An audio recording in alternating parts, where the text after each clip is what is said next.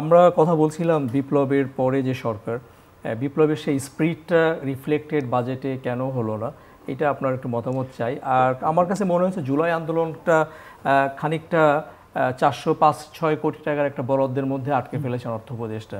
আর দুইটা জায়গায় বক্তৃতার উল্লেখ আছে শুধু জুলাই আন্দোলনটার, কিন্তু এটা হলো না কেন? সংস্কারের কথা বলে যে সরকারের যাত্রা, আপনারা এত সুপারিশ দিলেন, দুইটা প্রতিবেদন সরকারের হাতে আছে, তো বাজেটের রিফ্লেকশন কেন হলো না?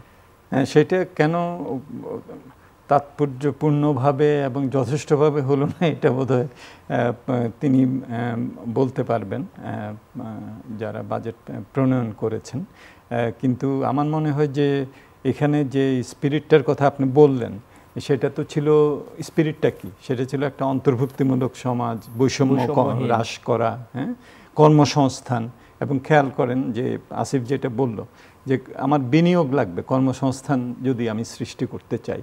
এবং বাংলাদেশে তো এখন আপনি জানেন যে এই যে আমাদের লেবার ফোর্স সার্ভে প্রথম 6 মাসে এটা প্রায় 21 লাখ মানুষকে দেখাচ্ছে যে নতুন করে বেকার এখানে হয়েছে, বিশ্বব্যাংকের যে লেবার ফোর্স সার্ভে যেটাতে। আর বিশ্বব্যাংকের রিপোর্টে বলেছে যে 30 লাখ লোক দারিদ্র্য সীমার নিচে চলে যেতে পারে। তো এরকম একটা প্রেক্ষাপটে তো একটা অন্তর্ভুক্তিমূলক একটা বাজেট হবে, এটা তো আশা করা ছিল। কিন্তু যেটা প্রথম বললাম যে খুব একটা নাড়াচাড়া করার জায়গা কিন্তু থাকে না যখন আমরা বড়ভাবে রাজস্ব আদায়টা না করতে পারি।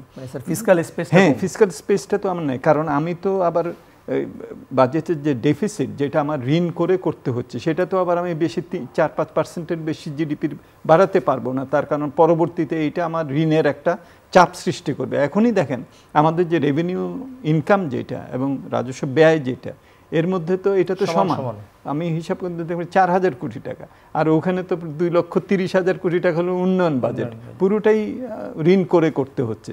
এবং ঋণের যে আবার হিসাবটাও দেওয়া হয়েছে, আমার মনে হয় যে প্রাক্কলন করা হয়েছে, আমার মনে হয় যে এটা থেকে আরও বেশি হবে।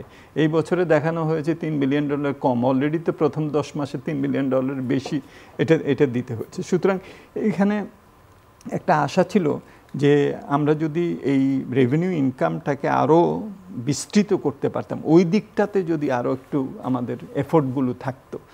সংস্কারের তো একটা ছিল যে যেটা করতে পারলে সেই জায়গাটাতে আমরা জোর দিতে পারতাম।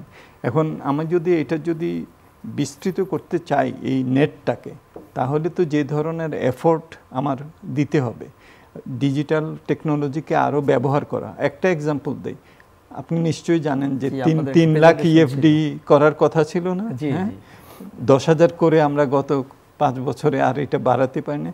তো ব্যাট তো জনগণ যেটা দিচ্ছে সরকারের খাতায়, ওইটা তো যাচ্ছে না। লক্ষ লক্ষ পয়েন্ট থেকে ভ্যাট দেওয়া হয়, সরকার কতটা পয়েন্ট থেকে পায়? এইসব জায়গাগুলোতে তো একটা বড় কিন্তু উদ্যম যদি করা যেত, তাহলে কিন্তু আমার স্পেসটা আরও বাড়তো। তখন আমি আমার শিক্ষা, স্বাস্থ্য এবং জুলাইয়ের জন্য আপনি 400 কোটি টাকা বললেন, বা আমাদের যে নিম্ন যে আয়, যেটা নাকি করমুক্ত আয়, সেটা তাদের জন্য, ওইসব পরিবারের জন্য এটা বাড়ানো হয়েছে। হ্যাঁ, অন্যদের জন্য 3,75,000 প্রস্তাব করা হয়েছে, সেখানে 5 লাখের উপরে ওখানে সংখ্যাটা নেওয়া হয়েছে। এগুলো আর আমরা কিন্তু আরও বেশি করতে পারতাম। এবং এখন দেখেন এই যে বিভিন্ন ইনোভেটিভ যেগুলো নাকি এখন সুযোগটা ছিল, ইনহেরিটেন্স ট্যাক্স থেকে শুরু করে, মানে সারচার্জ দিয়ে না, ওয়েলথ ট্যাক্স এটা চালু করা, আপনার এক্সপেন্ডিচারের সাথে ইনকাম, হ্যাঁ, যেটা ওই যে ইন্ডিয়াতে আধার দিয়ে করা হয়। সো এইসব ইনোভেটিভ জায়গাগুলোতে যাওয়ার কিন্তু সুযোগ ছিল, বা এমপ্লয়মেন্ট গ্যারেন্টি স্কিম করা, হ্যাঁ, শিক্ষিত যুবকদের জন্য আপনার এমপ্লয়মেন্ট এক্সচেঞ্জ ইত্যাদি করা। এই জায়গাগুলোর দিকে কিন্তু খুব নজর বাজেটে দেখলাম না। তার মানে নতুন কোনো উদ্যোগ আমরা যেভাবে আশা করেছিলাম সেটা নেই। আমি আবার আসছি আপনার কাছে।